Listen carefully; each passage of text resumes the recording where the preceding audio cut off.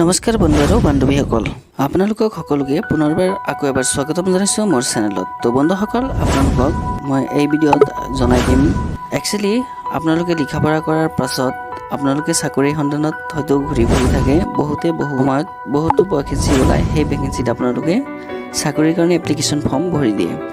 তো একচুৱেলি আপোনালোকক মই জনাম যে আপোনালোকে বিশেষকৈ কোনটো সময়ত এপ্লিকেশ্যন ফৰ্ম ভৰিলে আপোনালোকৰ চাকৰি পোৱাৰ সম্ভাৱনাটো বেছি থাকে। তো সেই বিষয়ে মই জনাম।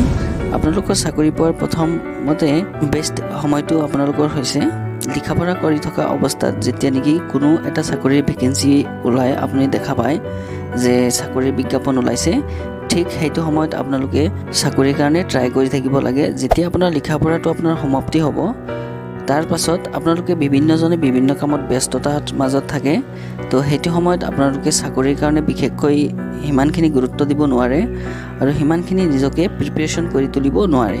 তো গতিকে যিসকলে আপোনালোকে ষ্টাডি কৰি আছে, সেইসকলে আপোনালোকে ষ্টাডি কৰি থকাৰ সময়ৰ পৰাই আপোনালোকে বিশেষকৈ চাকৰিৰ কাৰণে এপ্লিকেশ্যন ফৰ্ম আপোনালোকে ভৰি থাকিব আৰু চাকৰি এটা পোৱাৰ কাৰণে চেষ্টা কৰি থাকিব। কাৰণ সেই সময়টোৱে আপোনালোকৰ কাৰণে বেষ্ট হয় চাকৰি এটা পোৱাৰ কাৰণে। তেতিয়া আপোনাৰ কি হয় যে চাকৰি আপুনি সেইটো সময়ত আপুনি কিতাপৰ লগত আপোনাৰ সম্পৰ্কটো বহুত ভাল থাকে আৰু লিখা পঢ়া সমাপ্তি হোৱাৰ পাছত আপোনাৰ কিতাপৰ লগত সিমানখিনি সম্পৰ্ক হয়তো নাথাকে আৰু কিছুমান কথা মানুহে বহুদিন পাছত পাহৰি যায়।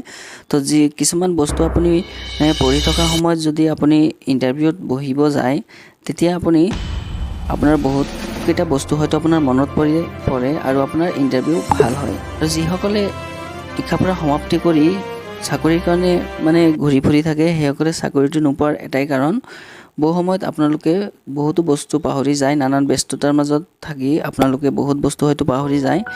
তো সেইটো সময়ত আপোনালোকে চাকৰি পোৱাৰ কাৰণে অলপ কঠিন হৈ পৰে। তো যিসকলে আপোনালোকে চাকৰিৰ কাৰণে আগ্ৰহী হৈ আছে যে মই লিখা পঢ়া কৰি আছোঁ, লিখা পঢ়া কৰি ভাল এটা চাকৰি কৰিম, আৰু সেই ভাল এটা চাকৰি কৰাৰ সপোনটো সকলোৱে দেখে। তো গতিকে গভৰ্ণমেণ্ট চাকৰি এটা পোৱাৰ কাৰণে আপোনাৰ মেইনলি বিশেষকৈ আপুনি লিখা পঢ়া কৰি থকাৰ সময়তে আপুনি চাকৰিৰ কাৰণে এপ্লিকেশ্যন কৰিব, আপুনি চাকৰিৰ কাৰণে ট্ৰাই কৰি থাকিব। সেই সময়টো আপোনাৰ কাৰণে বেষ্ট বুলি মই ভাবোঁ।